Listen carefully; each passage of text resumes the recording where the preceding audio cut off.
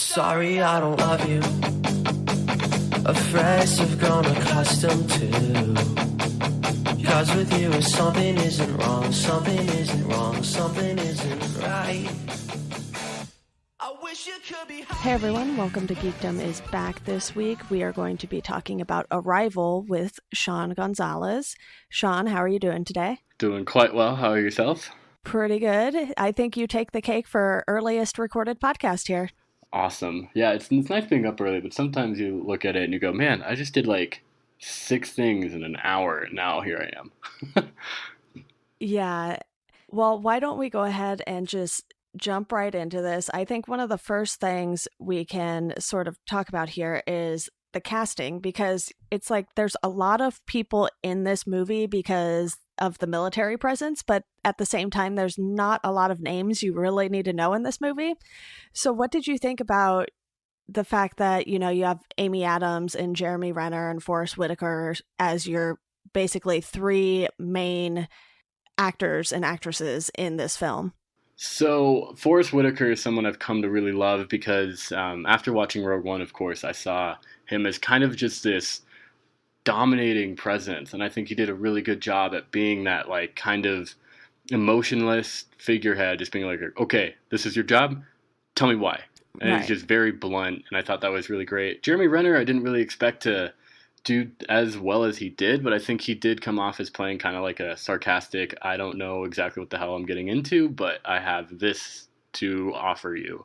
And then Amy Adams has recently come up as one of my favorite new actresses of the past 5 years. I saw her in this movie Nocturnal Animals a couple weeks ago, and Okay. it's with Jake Gyllenhaal, and she just kills that performance too. And it's a movie not a lot of people have heard of, but I think Amy Adams is someone I've really been growing attached to in terms of her ability to kind of almost play that blank slate character. You know what I mean? Like, she can play like this person's like, you're experiencing it with her. And I think that she did a really good job at portraying like the wonder and the mystery of what Arrival set out to show you. Yeah, and then you have Michael Stahlberg. I hope I'm pronouncing that correctly, but I know him from watching this last season of Fargo. So to see him in a movie and a completely different role, I was just like, this is a little weird, but at the same time, it worked too. He was the big dick, right? Yeah. Yeah, okay. Yeah, he did a really good job. I thought he was actually like the perfect, like, annoying but kind of right character. You know what I mean? Like, if you only saw it from his perspective, you would totally agree with him. And I think he was very convincing in how he gave his very stern, like, no, this has to be the military. We have to watch out for China. Like, he was very, very good at that. Yeah, and the only other face I really recognized was General Shang, who is played by Ma. I'm not sure I'm pronouncing that correctly either. I'm bad with, some of these names, but he's someone who I feel like has just popped up and stuff here and there and hasn't really had, like a leading role in whatever he's been in, but it was just one of those familiar faces you kind of see around, and he's not in it a whole lot because he's obviously in China and that's where he's the general there, and you sort of mostly just see him on a screen until Amy Adams is having sort of these I don't even know what to call them because they're in the future. So they're not flashbacks. They're like flash forwards, I guess you can say. And her character, Louise Banks, sort of has this arc that I didn't totally expect. So I think that sort of leads us into the introduction of her character because she's the first one we see in the film. And what did you think of the opening with her and her daughter?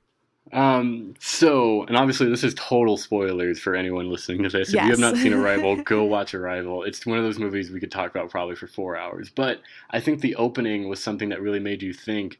And I think so director's name is Denis Villeneuve, even though it's not exactly how it looks like it's spelled. But so I think he did a really good job of directing Amy Adams into kind of showcasing this like opening of her looking like she's been through something. Like, she comes into her job, and maybe it's just this, like, her job, or maybe she was just extra tired that day on her job, but she looked like she had already lost her child. And then the very next time when her mom calls, it's like asking, like, hey, how are you doing? Like, how are things? And she's like, Mom, I'm the same.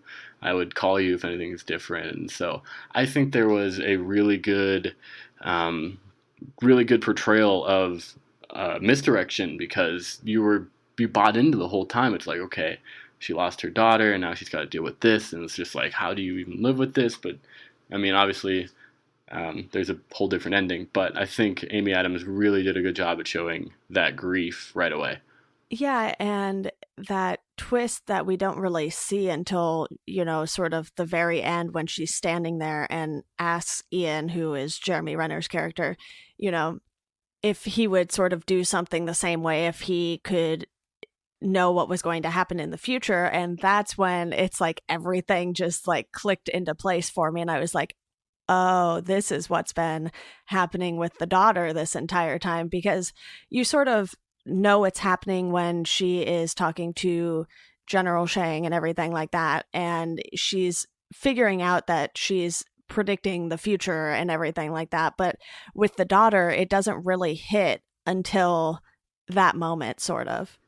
Yeah, I got it a little bit earlier. I got it when they were talking, when she was asking Louise Banks, like, about this term, and then she's like, ask your father, it's a science term. And then she had that, it was like a memory, and you thought it was like in the past and her just going through things, because they never showed who the father was.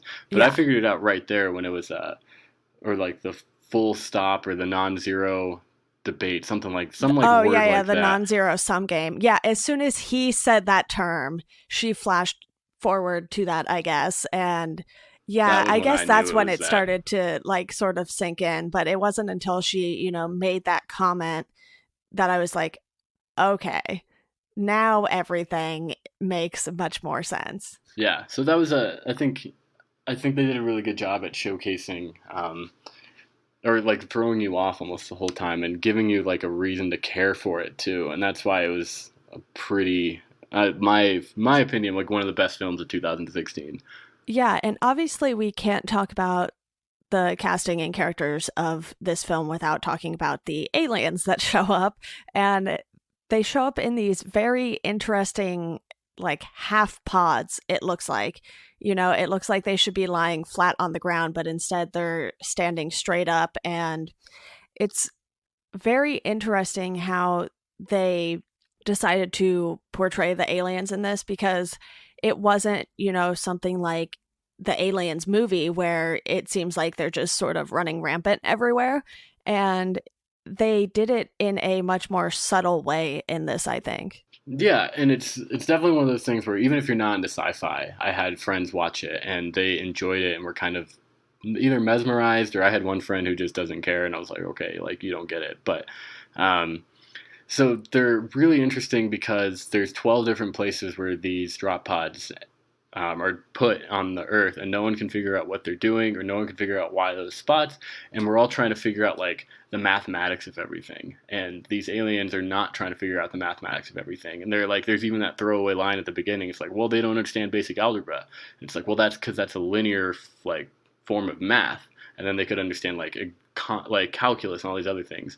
And while like we're all sitting there like dumbfounded, being like, oh yeah, well, let's try to figure out like why like this coordinate is this coordinate, and the aliens are just there. And so I think it was a good job at portraying like not everything has to be so exact. Like, and I don't know, it's even their design is really cool, because like there's the heptapod, so there's 7 legs, and then they have this giant head, but there's no mouth, no eyes, no nothing. So it's definitely a different take of an alien, especially one that was pretty much nonviolent. Yeah, and as you know, I definitely love Star Wars, but I think that's sort of science fiction in a totally different way, because this really feels like it's meant to be a lot more realistic and something that, could potentially happen. And I don't want to say like super selective about what sci-fi movies I watch, but it's very hard for them to sort of appeal to me if they're trying to be realistic like Arrival is. And I think part of the reason I enjoyed this one so much is because of the fact that, they're actually trying to understand what's going on, and they're not sort of just running around trying to kill all of the aliens like you sort of see in, I wouldn't say all the sci-fi movies, but in a good amount of them. It's something more along those lines. It feels like an invasion on a larger scale. Yeah, and I definitely think so. This director also, Denis Villeneuve. So he has that movie Enemy, and if you haven't seen Enemy, definitely watch it. Watch all of his films, but the last 6 films I think he's made from 2010 on, with like Incendies, Enemy, and then there's another one I'm missing off the top of my head, but there's one with Emily Blunt. Starts with an S, but I'll think of it later on. And then there's this film. So in Enemy, there's this weird kind of crazy looking spider with long leg things walked like terrorizing a city for like 2 seconds, and you see it. And you see the design of the heptapods in this. So I kind of think Villeneuve is this like own portrayal of all these things that we don't really know what they mean, but I think the design was really cool for being a sci-fi grounded in reality movie. Yeah, and real quick, another thing with the cast, because Amy Adams and Jeremy Renner have been in, these major superhero movies, sometimes it's, hard to take the actors and actresses away from those films and see them as other characters. But I never really felt that was an issue in this film in particular. It's not like where you see Robert Downey Jr. and he's sort of always going to be Iron Man now. But instead, I was like, okay, these two actually fit this role pretty well. So it didn't feel like, their previous work was overshadowing everything they did in this film. And I think that was done really well too. Yeah, I can definitely agree with that. I mean, you see Jeremy Renner and you're kind of like, who Hawkeye, but then you're also kind of like, who the hell's Hawkeye? So yeah. And was the movie you were thinking of Sicario? Yes. Okay, I have that on my watch list because that looks good.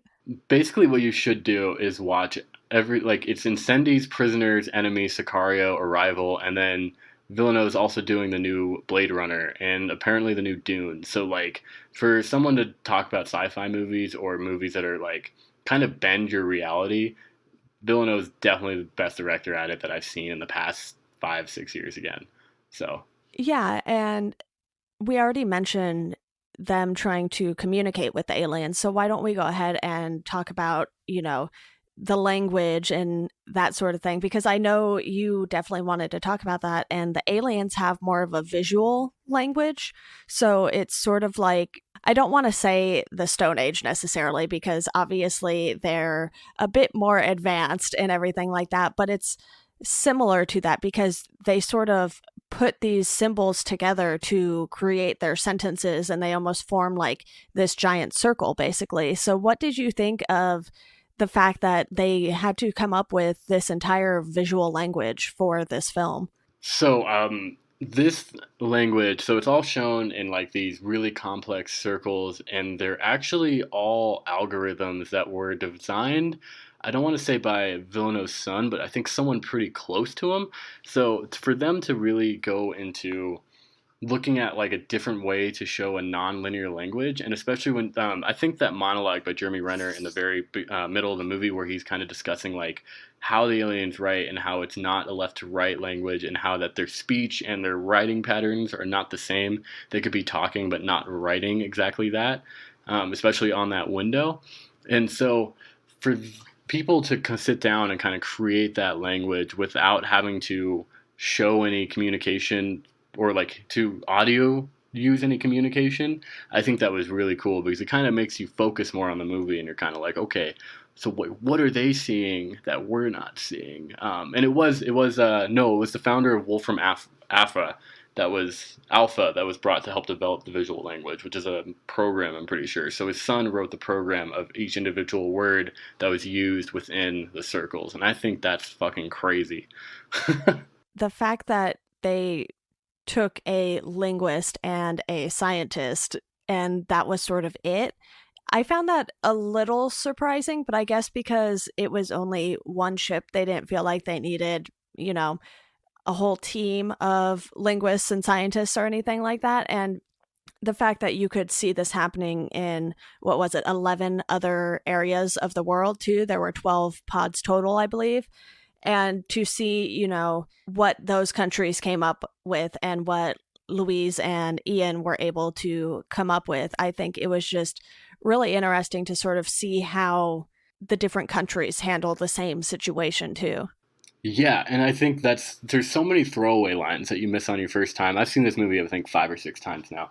But Okay. so you have the linguist, you have Amy Adams, who's the first one to break the code of what they're saying is not what they're writing, and so you have the 12 pods, and then so the entire point of their language is that they're not talking in a linear form. They're not even talking in a tense.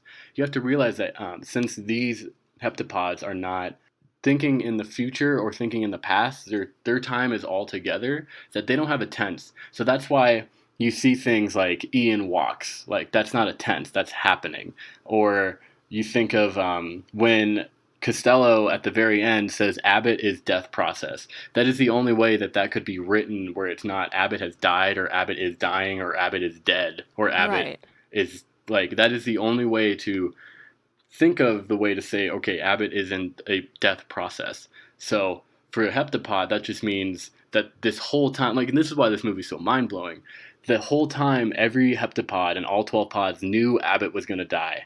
They knew it was going to happen and they knew how it was going to happen, but they were still able to communicate with the humans and still be able to throw that into like a crazy perspective and get their message off. So that's why it's like you really sit there and think about this movie and you really think of how detailed it is on how communication was portrayed, and that's why it's like, holy, like there is no other movie I've ever seen that has done this.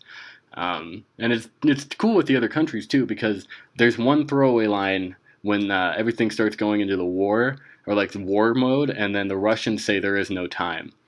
And so you could look at that as them saying, like, there's no time, we have to act now. But what it's really saying is that the heptapod blatantly told them there is no time. But since they can't say, like, it in a past tense or a future tense, they just have to say there is no. So it's almost simple. It's almost like they're speaking in simple English, and we have to try and figure out, like, what it means. You know what I mean? It's almost like they're speaking in riddles. So for them to say there is no time, it's not like, it's a definite throwaway line. It's never brought up again. But that is basically what the entire point of the movie was, right then and there, thrown away in like one line.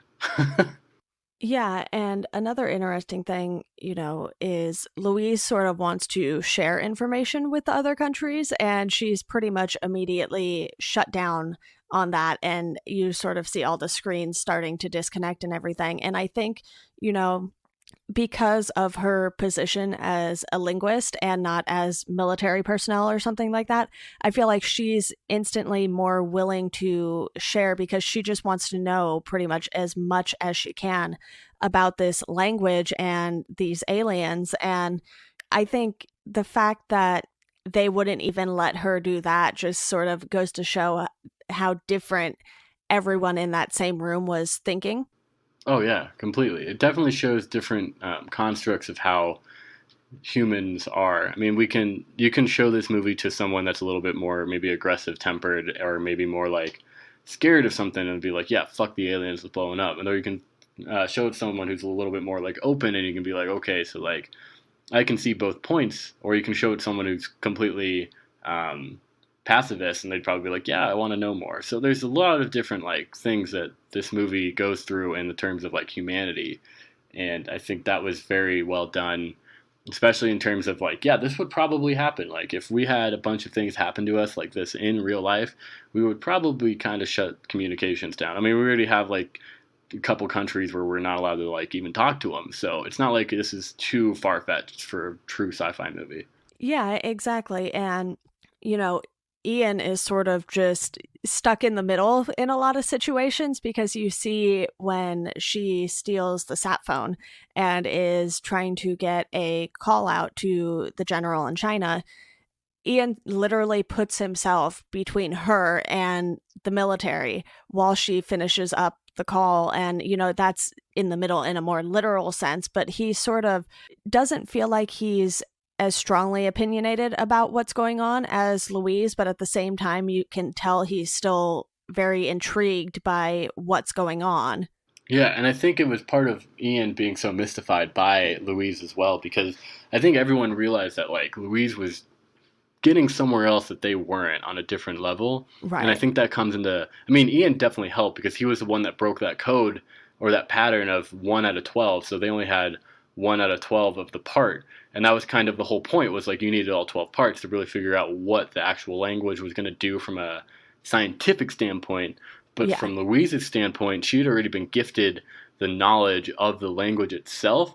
So it was like kind of one of those things where you can throw two people into a country and tell them learn the language, and one will get the books out and be like, okay, I'm going to get everything accurate. I'm going to get the fucking like suffixes right. I'm going to get all the verb changes right. I'm going to get all that right. And then you can give someone that's just going to go and like be like, okay, how the fuck do I say hello? And they're going to figure it out on a completely different level that's going to be more prone to emotional understanding rather than this very script and very like repeated dialect that, you know, is very mathematical, very scientific. So I think that was kind of the two viewpoints there. Yeah, and what they even do is, you know, they have Louise figure out what words they're saying, but grammatically, a lot of it still seems a little out of place. And that's where, you know, the use weapon comes in. And you can tell, you know, they aren't actively trying to harm all of the people at the military base and everything like that. But at the same time, you have, you know, the military sort of freaking out about this, and you see other militaries have figured it out in other countries too, and that's when the panic sort of sets in for everyone. And it's just one of those things where, you know, you can easily misunderstand a different language just because, you know, they don't put the same emphasis on certain words, or words mean totally different things in those languages. And that felt like it was really well done too, because you have this brand new language to pretty much everyone in the world at this moment in time. And you're sort of just trying to work out as much as you can. But as soon as the word weapon comes up, it's like they sort of want to shut everything down. And I feel like while they were sort of rushing to that conclusion, like you said, it was 1 of 12. So how much damage could just a single pod really do? Yeah, and that's definitely a little bit more of a different idea to even like consider, because you have like 1 of 12 that's saying use weapon, and then but then they share it with everyone, and everyone's starting to get that. So then you start to think like the heptapods, they were in communication the whole time, even though like we couldn't tell what they were saying. It almost felt like they're communicating with each other, but we don't know how they're communicating with each other. We don't know if like the heptapods are just saying like, hey, my person came, but they have to know what's going to happen because there's no like time for them. And that's why when you see Louise and Ian go into the heptapod again that last time when the bomb's there and they don't know it, you see like Abbott really hesitate, like again, you have to watch these details, but Abbott hesitates coming up to the window, and then as Louise and Abbott like put their hands together and she gets the information and the dative drop, like Costello swims away, but Abbott stays behind to make sure that they survive because Louise now has the information.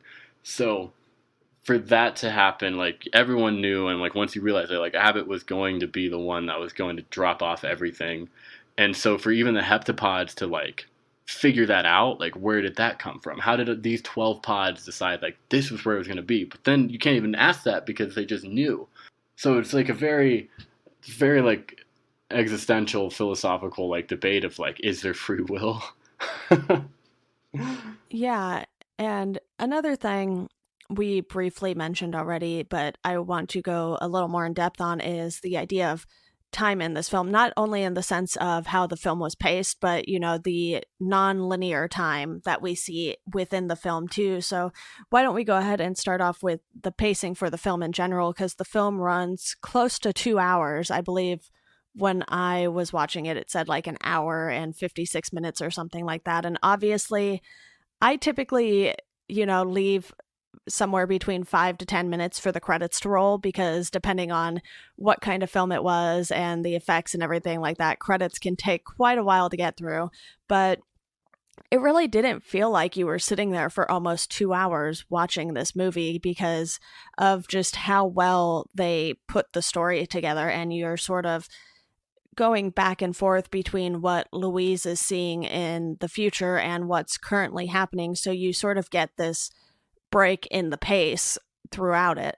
Yeah, and I think the only complaint I ever saw about the pacing of the movie was that there was some person that was like, for Ian's monologue, because Ian's monologue is basically the whole point of it. Sums up like 3 months, I think, of like work that they did with the heptapods, and so his monologue just kind of goes through everything that they learned, and then we didn't really see like a good analysis of it or like good shots of it. So that's like the only weird pacing. But again, like I think the monologue held up on its own to kind of showcase like a little bit of shots and to kind of give like a good scientific understanding. And I think it definitely brings in the audience like, I get it now. So then it picks back up. Towards the end of the movie, it gets like a little drawn out, I'd say, but that's when it's just like you're supposed to sit there and wonder and be like, oh my gosh, I was blown away, like I didn't know what was happening. Yeah. So yeah, and it seems like movies keep getting longer and longer. Like I was scrolling through Netflix one day or something, and I stopped on a movie and it was like over 2.5 hours long. I was like, why? And sometimes long movies like that work, but it seems like, in the 90s, early 2000s, a lot of big movies were like, somewhere between 90 to 100 minutes, and that's somehow extended by, a good 20 to 30 minutes now, if not, even an hour sometimes. And it's interesting to me which movies they decide to sort of have either come in just under that 2-hour mark or go well over that 2-hour mark. And I think, with this one, keeping it on the below 2-hour mark is probably a good idea, because I think, they probably could have drawn this out a lot more, but I think if they had, it might not have hit nearly as hard with a lot of the audience, because, when I heard about this movie, it felt like within, my group of friends who go to the movies actively and whatnot, it was pretty well received. And as someone who's just, bad at going to movies in a timely manner for the most part, unless it's, like Marvel or DC stuff. And even then it depends on which Marvel or DC movie it is. So for me, to watch it just this past week is actually not too bad for me, because I've been recently watching movies that I probably should have watched way sooner than I have, but this was definitely a nicely paced one, at least for me, and what I was expecting to get out of it as a sci-fi film, which isn't a genre I'm typically actively going out to go find movies in. yeah, I think they did a good job at definitely keeping everything well tightened. I don't even know. I haven't even looked at deleted scenes, because I feel like even the deleted scenes like wouldn't really show much. Yeah, so that brings us to the idea of time as nonlinear, and that's something else that Louise brings up with the aliens. For them, things don't happen in a typical fashion that we think of, past, present, future, and that sort of thing. And how Louise is able to look into the future, it's never really explained, but she does spend time, sort of like face to face with the aliens, basically, without having that wall between them. And I'm wondering if, either I just missed this, or if that was the reason why she was sort of able to look into the future. But I feel like that was happening even before that moment where she's, in there with the aliens. So they definitely bring up that one. I can't think of it off the top of my head, but that psychology idea of language, that once you start learning a language, you can start to like dream in it and then like immerse yourself too far. And Okay. so that idea was kind of the whole point, was that if you give yourself to an entire language, you're going to start seeing things and hearing things and looking at things from a different perspective. And that was the whole point of Louise's like journey into noticing like every little aspect and spending so much time on the language, was that it was basically just trying to show like this person learned the language to a point where they became the language. They became the idea of what these heptapods were. And so I think, again, that's why when she goes up into the heptapod and she's like, I don't know how to draw. Like, I can't draw your stuff. So then she's able to like sit back and able to do it. But that's because that scene with Abbott, where Abbott eventually does become death process, as it is said, Abbott stays behind to do the data dump, and so that the scientists can all fucking analyze it. But it was mainly so they could pass it on into Louise, because I don't know if they were just kind of choosing a worthy person, but this person was able to get that data drop and then understand the language. So it might be like one of those things where the alien was able to transmit it to her, or it might be one of those things where even if she was like, when they asked her, like, are you dreaming in their language? And then you see that shot of the heptapod right into the room. So I feel it was more of just trying to showcase that Louise was at a higher understanding of what was happening. Yeah, and that definitely makes sense, I guess, for a science fiction movie. Anyway, who knows if that's really an actual thing, because, well, personally, I don't know another language. It's like, I'll understand bits of Spanish here and there, but there's no way I know it well enough to be like dreaming in Spanish or anything like that. So that's definitely an interesting notion. And I wonder if, there are any articles or anything that came up sort of about the psychology of this movie in particular. There were a few, and so mostly I think in terms of real world, I'm pretty sure a lot of that, the ability to like be too immersed in a language, that I don't remember what that psychology like experiment was, but I think it's not necessarily true, but I think they just like took it and went with it and said, okay, this is like how you would get into it and how it would be able to make sense. And then you can like, so that's how like the time section started to work, was that she was able to understand that their language did not need time, so why should her life need time? And so then it was able to break that, spectrum of time and give her the ability to see things that were going to happen and then explain things that had happened in the past that were happening at the same time. So that's why there's that scene with General Shang, and it's happening to her at the same time, but it's also in the future. So that's why it seems so awkward, because Right. she's doing both at the same time, kind of giving an insight on how the heptapods are seeing things or trying to understand things. And fun fact, what she says to General Shang is, in war there is no winners, only widows. So I think that's another really good key, and something that, they didn't give away on purpose, but once you understand that, it's the whole point is there's just no sense to go to war if you don't understand things. Like, and that's kind of that whole experiment. It's like this person went through an entire understanding to find that we didn't need to be so aggressive. We didn't need to be so violent, and we just needed to work together. And I think us working together is what the heptapods wanted this to do. And so I'm going to go on a tangent here, but Costello says Abbott's in death process. And so Luis asks, like, what is the weapon? It's like, the language is the weapon. And then so basically Costello says, we give you weapon now. In 3,000 years, you help the heptapods. But you have to think the heptapods don't understand that in 3,000 years from now, they're going to need help. What is happening 3,000 years to the heptapods is happening at the same time. Right. So the heptapods are also learning from us, whether it's our use of linearity, whether it's us being able to understand and not, destroy them. So maybe that 3,000 years is the same time. So if Louise is helping them now and not getting a war started on them, she's also helping them in the future, because that time is now. If that makes sense. No, it does. And I know what you're talking about with General Shang, because, like I said, she took the sat phone to make the call. And at the same time, she's, having this conversation with him about that exact call. And it's interesting that you bring that up, because at the time, it's like I was aware it was happening, but I wasn't putting too much thought into it. And, we sort of see the same thing with the zero-sum game and that conversation with the daughter. But what do you think about the fact that she is very aware of everything that's going to happen in her life and still goes ahead and moves forward with that, knowing everything she does?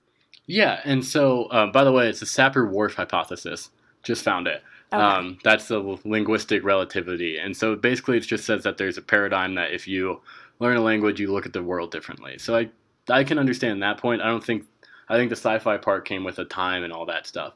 Yeah. But I think that just brings up a lot of questions about free will, and I think it also brings up a lot of questions of humanity, because what you want to say is like, so she asks Ian and says like, hey, if you knew what was going to happen, like, what would you do? And he's like, well, I guess I think he says I would ask more questions or something like that. Is that what he says? What does he say there? I Uh, do not recall. he basically says that he would state how he feels more. So like she asked Okay. like, hey, if you were going to, if you already knew something that was going to happen, and like, would you go through with it? And he said, or like she asked like, how would you go through? How would you live your life if you already knew what the outcome was going to be? And he was like, well, I guess I'd state how I'd feel more. And so when you look at it that way, there's a lot of people that always bring up that question on you in like just random conversations. Like, so if you had cancer and you were given this much time to live, what would you do? And so that's kind of like what Louise is looking at. She's like, okay, I'm going to have a daughter, and that daughter is going to die, and this is going to be the person I'm going to have that daughter with. And so she even goes through with the daughter and says, well, I told your dad something that I had known, and he got mad, and he left.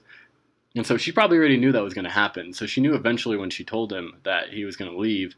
But it brings up the whole idea. It's like you have to make the most of what you can, and you have to make the most of everything that you can. And that's why it's such an emotional movie for Louise and for other people, because you can be put in these situations where you don't know what's going to happen, you don't know how you're going to get out of it. But the entire point of that, I think, is to just spend, she had 18 years with her daughter.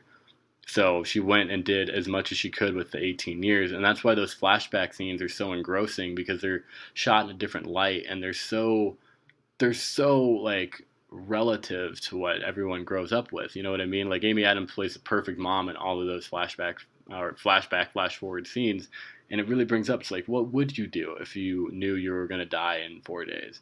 Yeah, and it's just one of those things where they sort of really hit home with the fact that, she's very aware of everything that's going to happen and sort of how things are going to slowly fall apart for her because, not only is Ian going to leave, but she's going to lose her daughter. And it's just one of those moments where, you know, it's a sad thing to watch happen in the flash forwards. I guess I'm just going to keep calling them that because I don't know what else to call them. But, you sort of see how she's processing that in the present day too. And, it's one of those things where she's not only getting hit with it once, but twice now.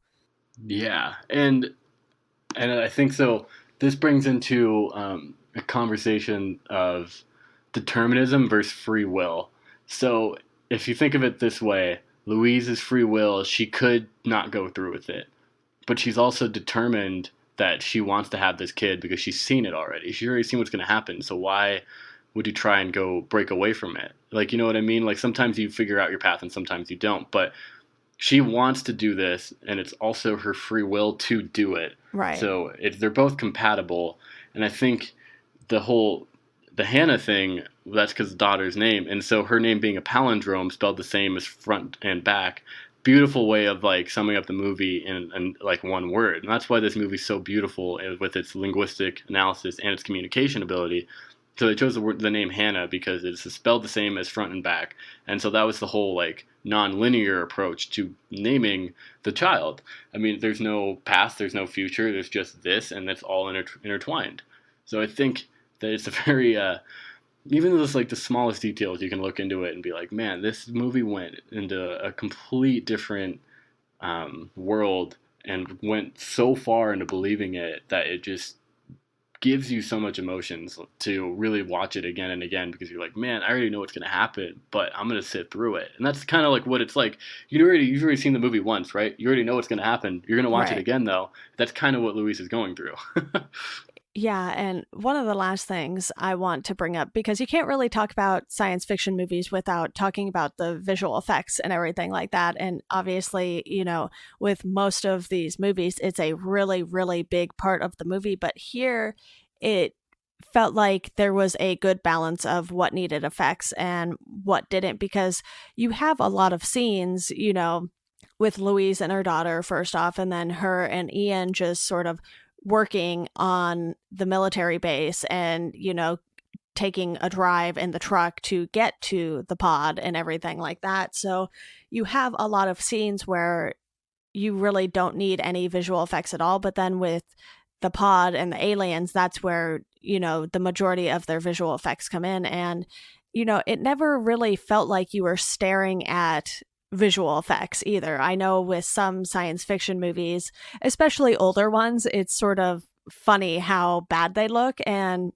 I think, you have very few exceptions to that. Like with Star Wars, they put a lot of people in costumes instead of using visual effects necessarily. So some stand up better than others, but I think this is one that's going to stand up really well for quite a while. Like if you watch this 10 years down the road, I don't think it's going to look bad by any means.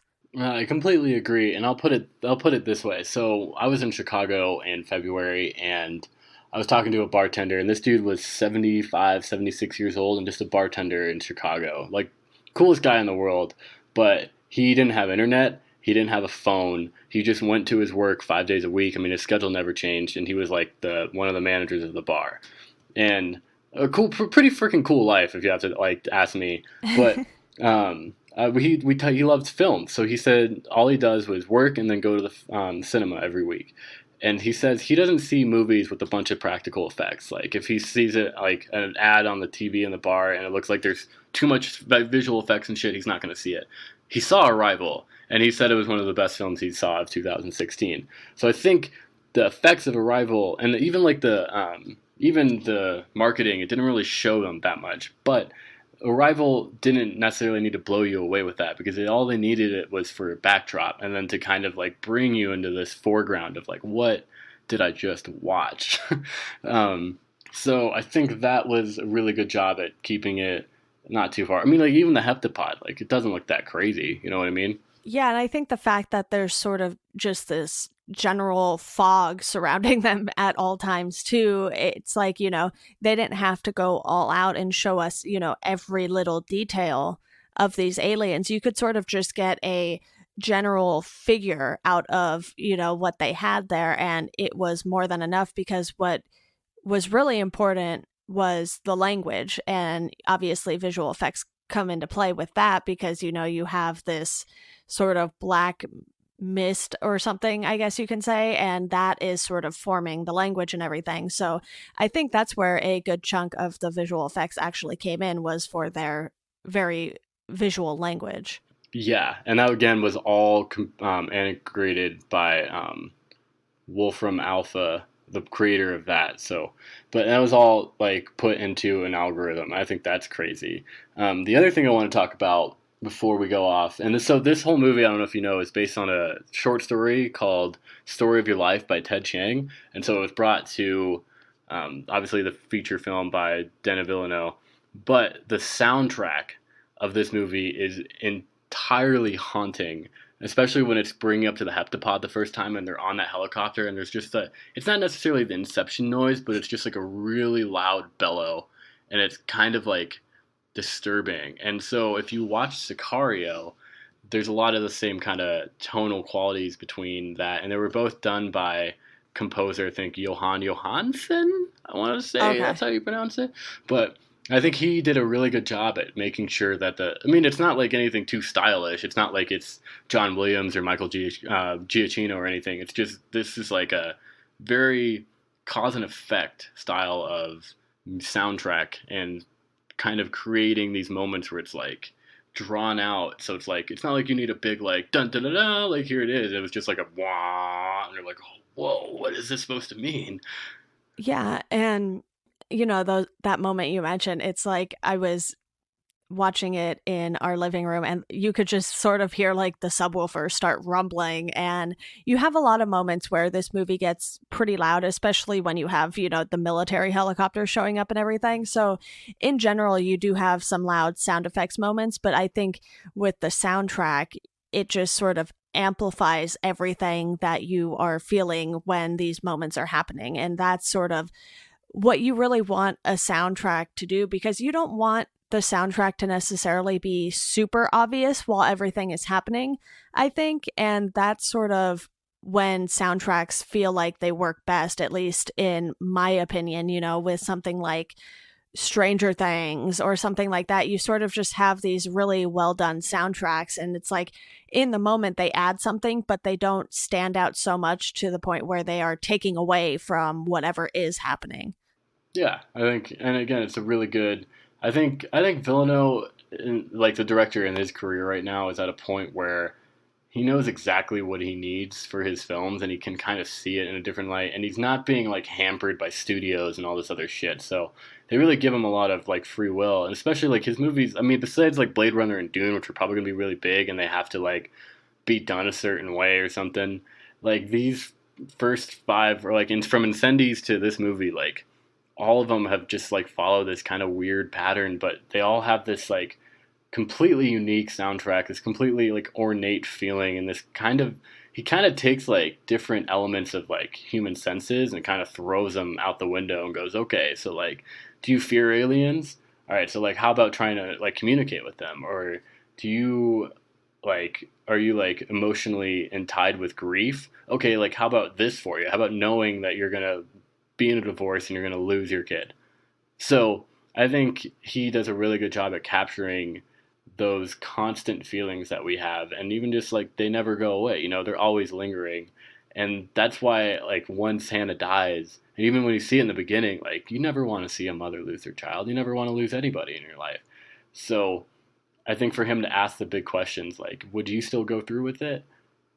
I think that's something that a lot of directors shy away from, but I feel like this guy, if you watch Enemy, if you watch Sicario, if you watch Prisoners, this guy kind of ties you up in these big what if questions that make you really go, okay, so like, how would I deal with this?